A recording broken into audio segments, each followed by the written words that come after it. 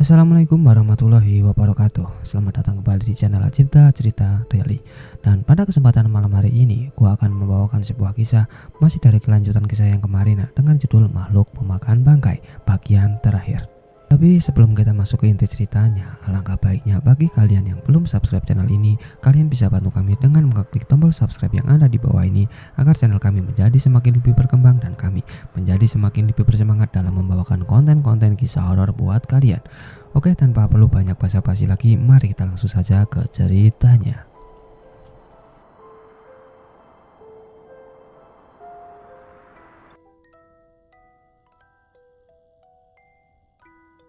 Mendadak angin dingin merembes masuk lewat jendela. Dingin, tajam, dan berbau busuk. Boneka yang terkulai di lantai berpaling dengan malas. Ia sudah tak mengharapkan apapun dalam hidup ini kecuali satu hal, yaitu melihat wajah anaknya dan meyakini siapa ayah dari anak itu. Oleh karenanya sosok tubuh yang terlihat samar-samar di luar jendela, meski tak ia kenal, toh ia sapa juga. "Siapa kau?" "Aku seorang teman." Terdengar jawaban yang lirih, tersendat-sendat seolah dibisikkan dari bibir yang tipis dan panjang dan dikeluarkan oleh lidah yang terbelah karena penyakit dalam. "Kau bukan bidan yang kutunggu," gumam Vonika. "Dan aku tak punya seorang teman pun, kecuali anakku." "Iya, itu memanglah anakmu." "Iya, jelas ini anakku." Vonika setengah berseru lantang. Tak seorang pun dapat membantah bahwa ini memang benar-benar anakku. "Iya, kau memang benar, tak seorang pun." Suara aneh itu menyetujui. "Terima kasih, kau memang begitu baik." Vonika mencoba tersenyum. Mengapa kau tidak mencoba ke dalam dan kita berbincang-bincang sementara menunggu anakku lahir?" "Oh iya, kau pasti tentu tahu betapa menyakitkannya tiap kali ia menendang-nendang dan minta keluar." Sosok tubuh itu muncul di jendela. Ia nampak terlihat masih muda, berwajah hampir sama cantik dengan Vonika itu sendiri. Dengan mata berkilat-kilat tajam serta senyum menawan di bibirnya yang ranum dan merah, mereka saling menukar pandang sejenak. Dan Vonika merasakan sesuatu yang ganjil, sesuatu yang tidak ia suka pada perempuan lain itu. "Siapa kau?" Alam bawah sadarnya mendorongnya untuk bertanya. "Namaku Seruni." "Mau apa kau?" "Aku mau menemanimu." "Aku tak kenal kau. Aku tidak memanggilmu. Aku..." "Tidak. Kau pernah mengharapkan menghukum diri sendiri, bukan? Dan inilah aku datang untuk membantumu, menemanimu melaksanakan hukuman diri itu sendiri." "Aku tak mengerti." "Baiklah, kau menanti bidan, bukan? Siapa namanya tadi?" "Aminah." "Oh ya, Aminah. Kami tadi berpapasan di jalan kok. Kukira kami bertengkar lalu ia kupukul jatuh. Tidak sampai mati sih. Kukira ia hanya tidur, tapi tidur agak lama." "Apa? Kau pukul?" "Oh, maksudku iya, aku gigit tadi." "Kau gigit?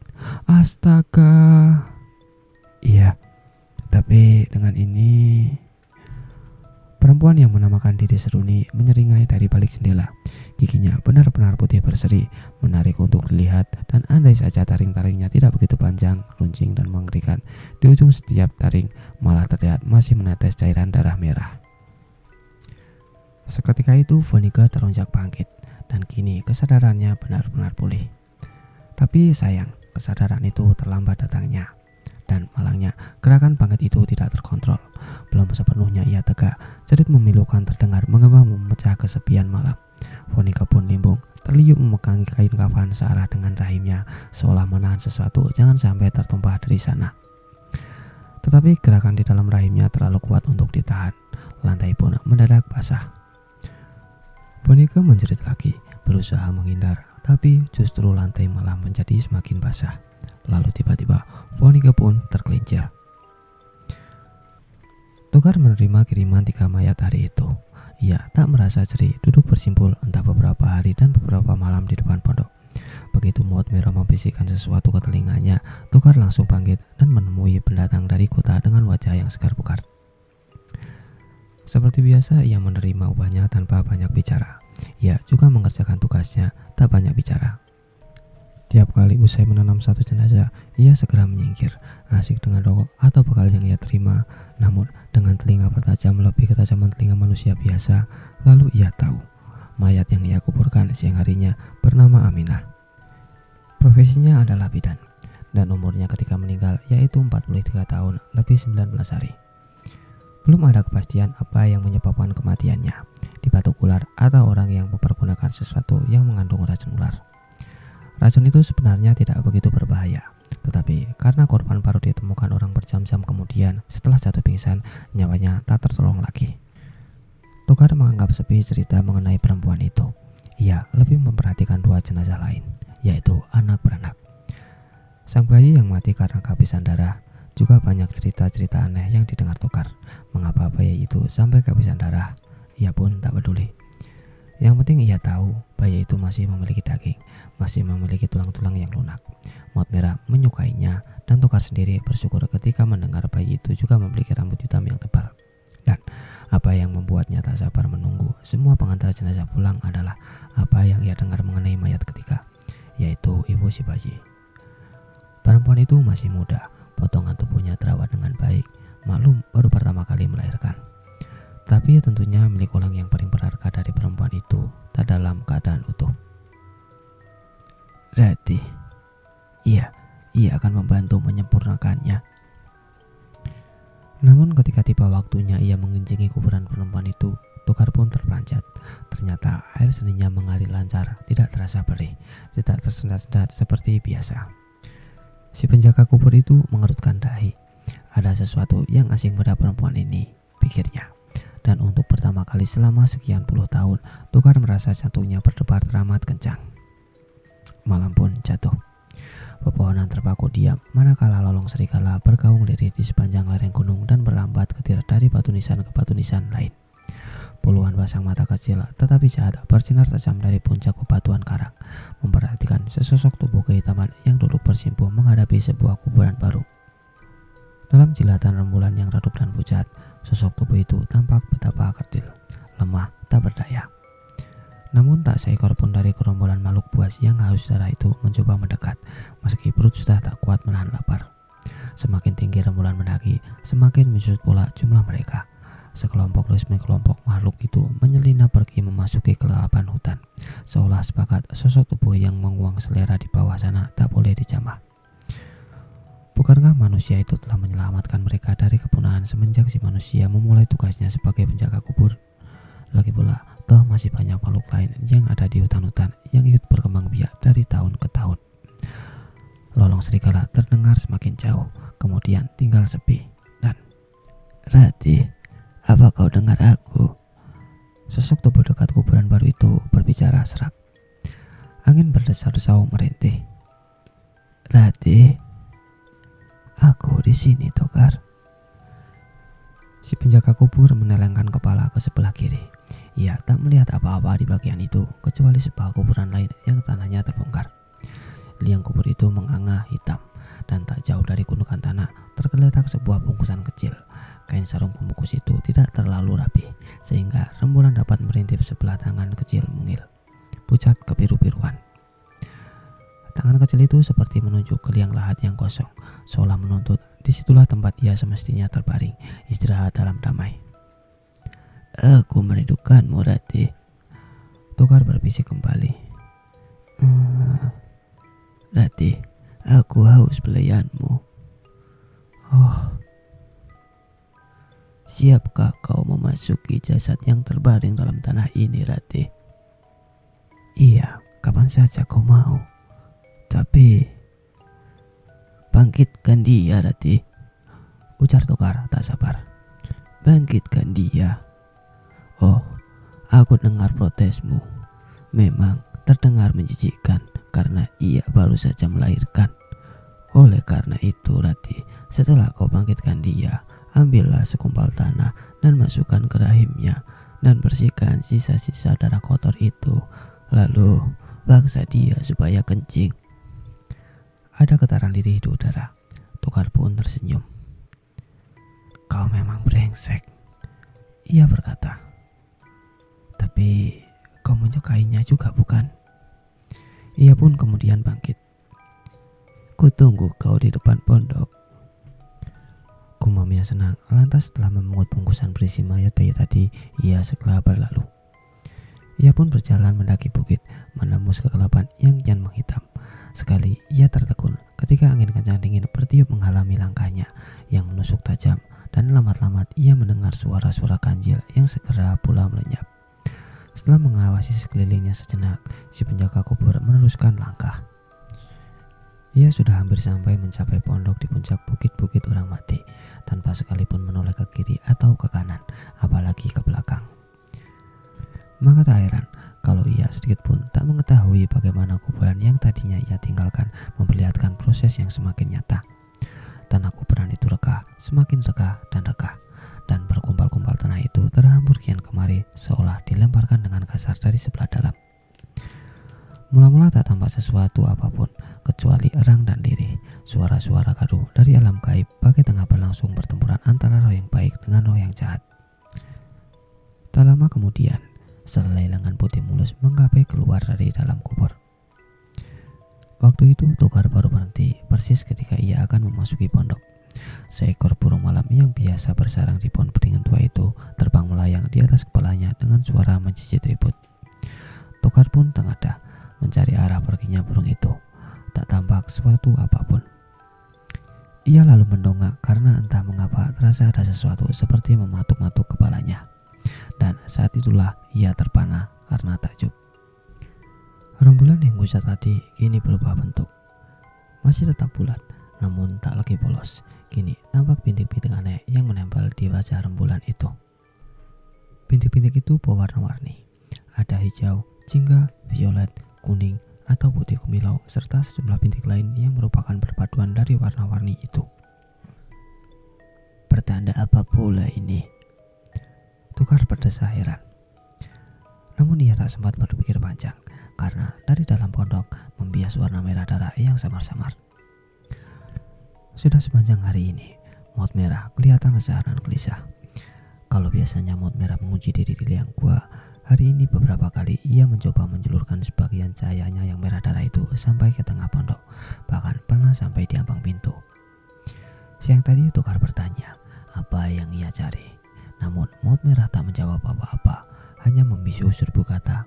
Lantas ia menyelinap kembali ke liang gua di balik celah pintu batu karang.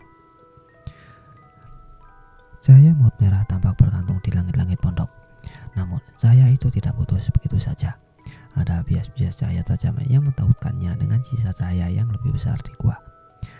Maut merah memang tak pernah memurah hati melepaskan melati yang hamil tua itu dari kakangnya. Tampaknya kau menunggu sesuatu. Tokar berucap hati-hati begitu ia memasuki pondok. Bagian tubuh maut merah menggeliat sesaat karena resah. Tapi tak terdengar sedikit pun sautannya. Ia begitu pendiam hari ini. Apa kau tidak lapar? Tokar mencoba membujuk. Diam, tetap diam. Maut merah menggeliat lagi. Bagian terlancip dari lingkaran cahayanya menjurus lurus ke arah Tokar, memperhatikan apa yang dipegang si penjaga kubur. Hidangan yang paling kau sukai ini. Tokar mencoba ramah. Betapapun ia tetap jijik dan muak tiap kali melihat bayi yang mentah dikunyah habis oleh maut merah. Bayi senantiasa mengingatkan Tokar pada kekasihnya yang hamil tua. Bukalah. Mendadak maut merah angkat bicara dan Tokar pun tersentak. Apa? Buka. Baiklah. Dan Tokar melepaskan kain sarungnya yang membungkus si mayat bayi. Isi bungkusan itu kemudian ia letakkan di tempat tidur. Maut merah mengawasinya seolah berpikir sebentar sebelum ia bergumam enggan. Tubuh itu nama kering. Tokar pun hanya angkat bau. Ia tahu tubuh bayi itu kering karena kehabisan darah. Ia juga dengar cerita-cerita mengenai kenapa bayi itu lahir tanpa darah. Namun apa perlunya ia terangkan kepada maut merah, makhluk yang entah dari galaksi Laksimana itu sering berkata bahwa ia tak ingin tahu tentang hal-hal gaib di dunia si penjaga kubur. Terlalu primitif, bodoh, dan tak masuk akal, katanya. Akan ku kembalikan saja dia ke kuburnya kalau kau tak suka. Tukar pun mengeluh. Sudah, biarkan saja di situ. Sebelum Tukar benar-benar melepaskan mayat bayi itu, lebih dulu ia sentuh bagian ubun-ubun. Ada selai rambut menggeliat keras. Tukar menarik nafas panjang, kemudian menjauh. Maut merah sudah siap bersantap, pikirnya. Tapi ternyata tidak. Bagian cahaya merah darah di pondok yang menjulur panjang dari celah gua di balik batu karang itu menebar lebih panjang lagi ke pintu, dan lewat ambang pintu itu maut merah mengintai keluar. Rasanya seperti mengawasi langit. Lalu mendadak maut merah menarik mundur cahayanya, kembali berkumpal di langit-langit. Gelembung-gelembung berbentuk lancip menggeliat hidup ke arah dari mana dari datangnya ia mengintai. Tukar pun ikut berpaling. Ia terheran-heran waktu menyadari di luar pondok telah terjadi perubahan yang belum pernah ia saksikan. Malam yang tadinya gelap gulita tampak bergelimang warna merah yang gemerlap, memenuhi bukit-bukit dan menerangi lereng-lereng gunung, memerahi batu-batu nisan, pepohonan, dan segala sesuatu yang ada di lembah. Mereka datang menjemputku sekarang. Maut merah berbisik. Waktuku sudah habis. Tak ada kegembiraan dalam suaranya. Kelak, bila aku kembali, aku harus menjalani beberapa prosedur untuk merehabilitasi namaku. Dan kemudian, gelembung merah darah itu terpaku diam. Tukar yang masih menatap ke ambang pintu segera memahami mengapa maut merah terdiam. Tiba-tiba sesosok tubuh tahu-tahu saja melangkah masuk ke dalam. Sesosok tubuh langsing putih dengan rambut panjang terurai dan sebagian menutupi pundak yang telanjang, sebagian lain terjurai kain kafan yang dipakai sebagai pembungkus tubuh yang padat dan berisi. Tiba-tiba saja sepasang bola mata bundar membelalak ke maut merah yang dipandang menggerutu. Siapa dia? Tukar pun menjilat bibir mengawasi tubuh yang tertekun di pintu, dan ia pun baru menyaut. Iya, santapanmu yang berikutnya. Tetapi dia hidup. Tidak, ia sudah mati, tapi ia baru bangkit dari kematiannya. Tukar pun menerangkan. Ia sebentar lagi akan kembali menuju ke kematian. Apa kau melakukannya lagi? Maut mengira mengecek. Tukar hanya angkat bahu dan terkejut manakala maut merah dengus. Enyahkan dia dari mukaku. Enyahkan dia sekarang. Mereka akan menjemputku dan mereka tak boleh menyaksikan aku mengusik. Ya, menjamah makhluk hidup untuk pemuas lapar dan dahaku. Kalau kau tak ingin kekasihmu celaka, Tukar, suruh pergi dia sekarang juga. Tukar akan membuka mulut, namun sosok tubuh perempuan itu mendahului. Aku tak akan pergi. Biarkan aku di sini dan jadikanlah aku pengikutmu, maut merah. Maut merah hanya melihat malas. Sebaliknya Tukar terpesona. Itu bukan suara hati, pikirnya. Itu suara sosok perempuan yang di ambang pintu. Ganti menatap Tukar. Rupanya ia mengerti jalan pikiran penjaga kubur itu, karena tiba-tiba ia berkata dengan sinis. Ratimu terperangkap roh pemilik tubuh ini, Tukar. Aku sekarang terbebas dari gangguannya. Dan mulut mungil pucat kemerahan itu tersenyum manis namun tajam menusuk. Kita bertemu lagi, bukan? Seru nih. Tukar pun mengerang. Dasar kau. Iya, ini aku dengan wujudku yang lain seperti kau. Jujur, aku pun jijik dengan jasad reinkarnasiku ini. Maka ku pinjam tubuh ini selagi roh pemiliknya ribut saling jambak dengan roh Rati yang memaksa maksud. Ku harap dengan rupaku ini perempuan itu kembali menghadap maut merah. Kau menyukainya, bukan? Sepi sejenak, disusul suara terkekeh-kekeh, lantas ucapan mengejek. Dasar bodoh, aku tak punya kelamin. Dasar kau perempuan hina. Maut merah tertawa lagi, rendah dan menghina. Kalau Walaupun aku suka, hanya karena aku terangsang oleh kulit dan dagingmu yang masih muda. Dan kukira kau lumayan sebagai makan malam terakhirku sebelum aku kembali ke duniaku semula. Sekarang malu busuk, tinggalkan jasadmu yang lezat itu dan enyalah ke duniamu yang kotor dan menjijikkan. Si perempuan berlutut, tapi tidak untuk menyerah. Biarkan aku dengan jasad pinjaman ini. Apapun yang kau minta akan aku beri, asal jadikan aku pengikutmu. Beri aku hidup abadi, dan aku masih ingin kembali ke dunia yang ramai dan ingin menemui orang-orang yang aku cintai. Aku punya anak, tolonglah. Pergi. Maut merah membentak. Gumpalan cahayanya bergelembung-gelembung liar, memperdengarkan desa-desa tertahan. Secemut dari gelembung itu malah mulai memanjang berbentuk lengan cemari-cemari yang siap menerkam si perempuan. Aku tak akan pergi. Seruni bersih tegang. Karena kau memerlukan bantuanku. Aku? Apa? Iya, kau memerlukan bantuanku. Seruni tersenyum di wajah sosok tubuh pinjaman itu. Apa kau melihat bayi di depan itu? Coba perhatikanlah ubun-ubunnya. Perhatikan. Sambil berkata demikian, si perempuan melompat ke depan. Togar yang tak menduga rencana si perempuan terpaku kaget. Ia tak sempat memprotes manakala Seruni menyambar mayat bayi di depan, lantas mendekannya ke bagian kepala ke arah cahaya merah darah yang bergantung di langit-langit pondok. Ini lihatlah. Ini selai rambut yang akan mencelakakanmu. Aku belum tahu kecelakaan bagaimana yang direncanakan Togar kepadamu, tapi aku tahu bagaimana mengusir roh yang mendiami helai rambut ini. Togar pucat pasi seketika. Ia mau bertindak merebut mayat bayi dari tangan si perempuan, namun keburu Maut merah menggeram. Diam, ini tempatku, dasar manusia busuk. Togar tak berani bergerak. Ia sudah tahu bagaimana kalau Maut merah sedang marah, namun diam-diam ia masih menaruh harapan. Maut merah tak akan membunuhnya. Itu ia sadari benar. Maut merah tak ingin mengulangi masa hukuman yang menyiksa dirinya sekian puluh tahun. Mungkin telah berlangsung sekian ratus tahun menurut kurun Masehi. Jangan dengarkan makhluk saat ini, Maut merah. Bisiknya memohon. Maut merah pun mengerang. Iya, aku tahu sekarang. Aku tahu sekarang mengapa tiap kali memakan bayi yang kau hidangkan, perutku terasa mulas.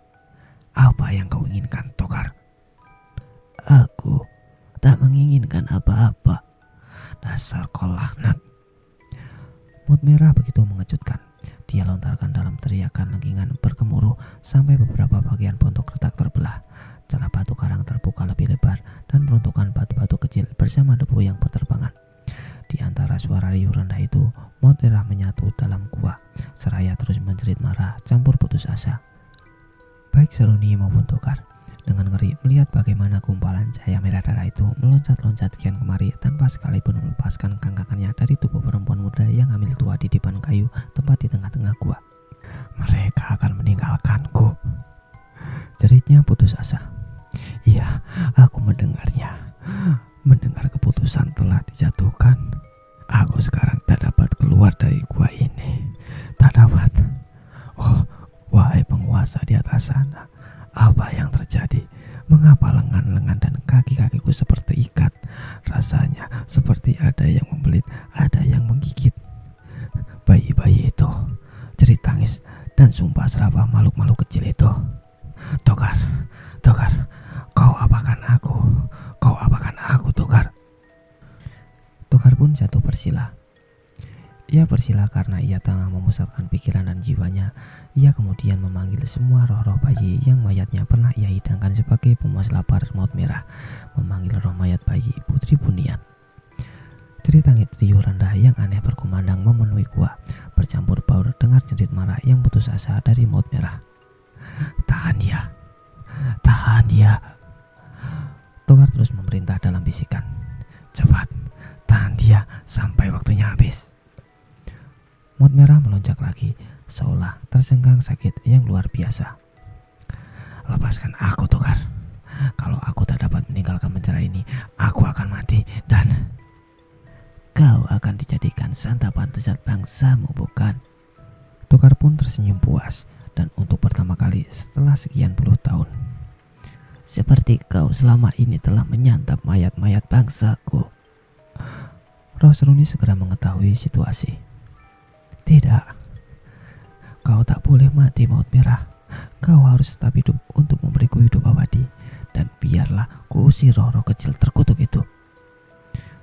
Sembari menjeritkan kalimat-kalimat demikian, si perempuan berlari menerobos celah gua, langsung menyerbu gumpalan cahaya merah darah yang seakan hampir porak-poranda. Jerit tangis lemah dan ketakutan mulai membahana. Tokar pun semakin kusuk. Tubuhnya terguncang-guncang, sementara dari ubun-ubunnya mengepul asap putih tipis ke langit-langit. Jangan pergi, keluhnya dengan suara mulai khawatir. Oh, jangan kalian lepaskan Maut Merah. Seruni memasuki gumpalan cahaya. Ia memasukinya baru satu jamahan tangan. Lalu ia mendadak terpaku diam. Lalu mulutnya melepas jerit mengerikan. Ayap sengsara segera datang. Tubuh itu terbeset, kulit dan dagingnya lenyap sejengkal demi sejengkal. Kemudian ambruk ke tanah berdebu berupa tulang-belulang yang berserakan. Dari gundukan tulang belulang itu, sesosok tubuh samar melompat keluar. Sesosok tubuh Seruni yang dalam penjelpaannya setelah mati perut ular, berkepala kambing dengan moncong merupai mulut babi. Neraka! Jelmaan Seruni itu berteriak lengking. Panasnya! Ampun! Ampun! Ampun! Ia terus berlari mengambur keluar pondok dan lenyap di telan kegelapan malam di luar. Malam yang berubah semakin merah, merah dan sangatlah merah. Dari alam yang berubah merah itu, bintik-bintik cahaya warna-warni segera menerobos keluar seperti sinar laser yang menembus baja.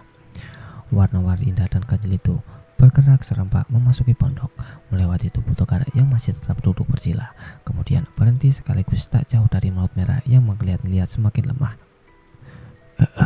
Aku akan mati. Makhluk berubah cahaya merah itu tiba-tiba menangis, perih menyayat hati. Aku akan mati, Tokar. Tetapi kutukan akan menimpamu dan keluargamu. Kekasihmu akan berproses sebagaimana mestinya, Tokar. Begitu pula anakmu. Dan Maut Merah berhenti menggeliat, bak memusatkan perhatian pada bintik-bintik cahaya indah yang di hadapannya. Ia pun mengeluh. Mengapa kalian tak memberiku tempo barang satu lah nafas saja? Lantas cahaya merah darah itu terkulai. Tak jauh ke tanah, melainkan terkulai begitu saja di langit-langit gua. Ada kelihat halus bertanda saat sekarat. Lalu gumpalan cahaya merah darah itu tergantung diam di permukaan tanah.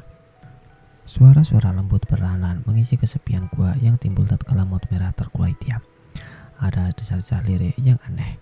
Lalu bintik-bintik warna-warni dari serempak maju menempel di sekeliling cahaya merah. Tokar tak melepaskan perhatiannya dari tengah gua. Dengan takjub ia memperhatikan bagaimana ribuan warna yang kecil itu sangat kecil menyerupai molekul-molekul yang bergerak teratur dalam tarian indah tanpa dengan suara apapun, konon pula musik. Dan ketika bintik-bintik warna-warni itu kembali bergerak meninggalkan gua, Maut Merah telah tiada. Tiada wujud, tiada walau setitik cahaya. Yang tertinggal hanyalah dipan kayu royot dengan melati yang puting tua terbaring di atasnya. Lama Tokar terkesima. Setelah yakin ia dan melati saja yang tinggal di tempat itu, pelan-pelan ia bangkit dari duduknya. Tubuhnya nampak lemas, letih dan lesu. Ia pun berjalan sempoyongan menuju celah batu karang yang mengengal lebar itu, beringsut sedikit demi sedikit mencapai dipan tempat melati terbaring. Karena perhatiannya tertuju hanya kepada melati, ia tak memperhatikan apa yang ada di tanah. Cahaya rembulan yang pucat menjilati tengkorak manusia yang melinding ketika terlanggar kaki Tokar, si penjaga kubur terperangah. Tubuhnya limpung dan jatuh menimpa tumpukan tulang belulang yang menghalangi jalannya. Jatuhnya Tokar terdengar begitu ribut, berdebun di tanah kering berdebu, campur aduk dengan bunyi tulang belulang yang saling beradu. Sampai melati yang terbaring di depan bangun dari tidurnya. Kelopak mata perempuan itu terbuka perlahan, menyusul bibirnya. Tokar. Itulah bisikan yang pertama kali ia ucapkan setelah ia terbangun dari tidurnya yang seolah baru saja beberapa jam saja. Tokar bangkit dengan susah payah. Melati, kekasihku sayang. Ia menggerak. Perempuan di dipan kayu menggerakkan leher, berpaling memperhatikan Tokar yang berjalan mendekat. Cahaya rembulan yang entah sejak kapan berubah semakin terang benderang menerangi wajah Melati. Wajah seorang gadis belasan tahun, lembut, cantik, mempesona. Ranumnya menggairahkan, bersinar-sinar berkat bayi yang ia kandung. Dan Tokar yang telah menua pelan-pelan mulai menangis. Ia bersimpuh di kaki dipan. Melati kemudian menggeliat, kemudian bangkit perlahan-lahan, dan baru setengah bangkit, kulit wajahnya yang lembut meringis menahan perih. Aduh, sakit, keluhnya.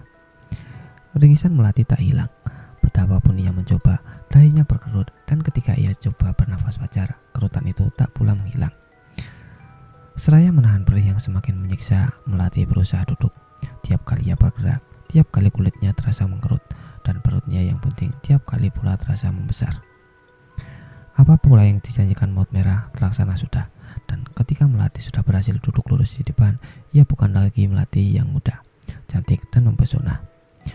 Kulit wajahnya berubah hisut, demikian pula bagian yang lain. Rambutnya tampak memutih, tangan dan kakinya mengecil, tulang berbalut kulit. Kurun waktu yang ia lampaui selama 30 tahun menjelma seketika itu juga, dan kurun waktu itu berlangsung pula babang bayinya.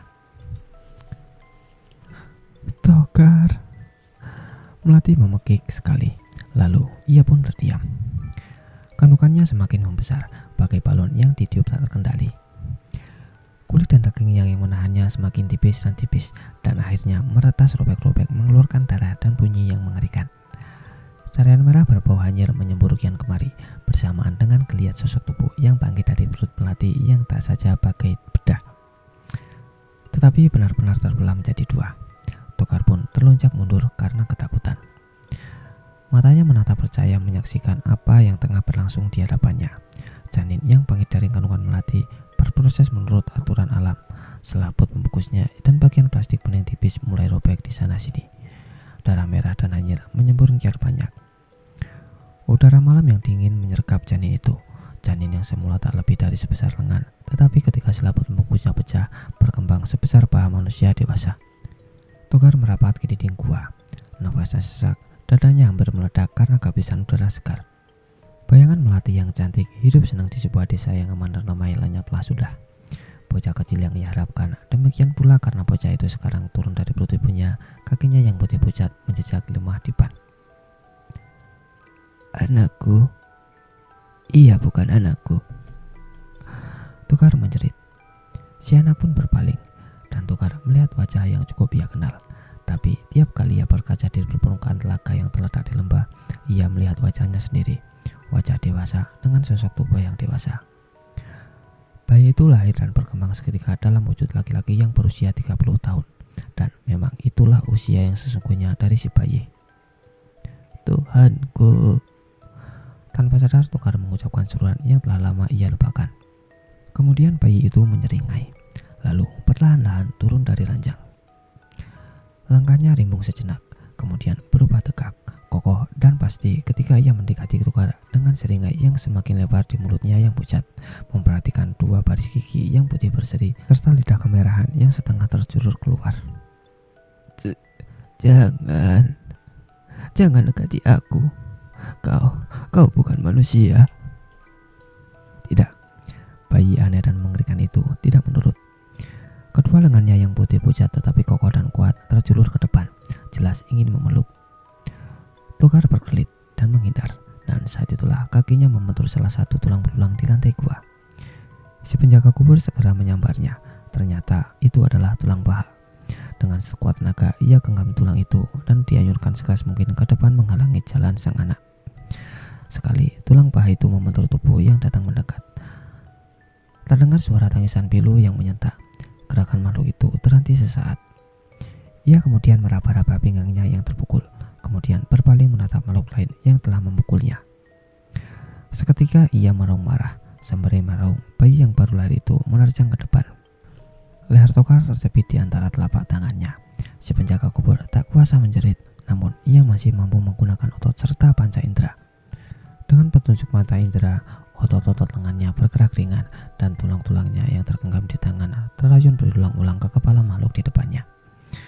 Terdengar suara berderak, warna merah menyembur lagi, cair, basah, licin, dan hanyir.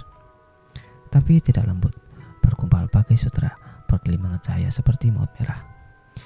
Cerit kematian bergema di bukit-bukit orang mati. Tokar yang tergolek lebih dulu gak bisa nafas. Si pencekik masih menjepitkan telapak tangannya di leher korbannya selama beberapa menit. Ketika bias matahari pagi meremas masuk ke dalam gua, bayi yang telah membunuh pada saat kelahirannya itu berpaling heran. Cekikannya ia lepaskan. Terhuyung-huyung ia berjalan keluar, kepalanya retak, pening, menyakitkan. Matahari muncul dari balik gunung, lalu tersentak diam, kaget menyaksikan sosok tubuh yang di depan pondok tua tak jauh dari dinding gunung batu karang. Seekor burung menggelepar di udara. Tangan si bayi berusaha menjangkau ke atas, ingin menangkap. Gerakan refleks itu disambut daya tarik bumi, terhuyung ke depan, jatuh tunggang langgang di bibir bukit yang curam. Tiba di bawah sebuah batu nisan yang sudah retak berlumut menyambut kedatangan sosok tubuh aneh itu dengan sukacita. Ujung batu nisan menembus lambung yang lunak. Betapa sunyi sepi hari ini. Lengang bukan main.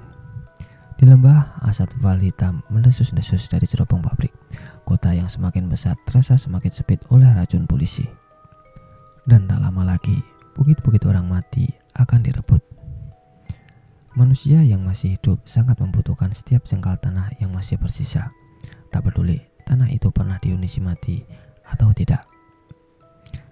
Tarik nafaslah dan hiduplah lebih lama.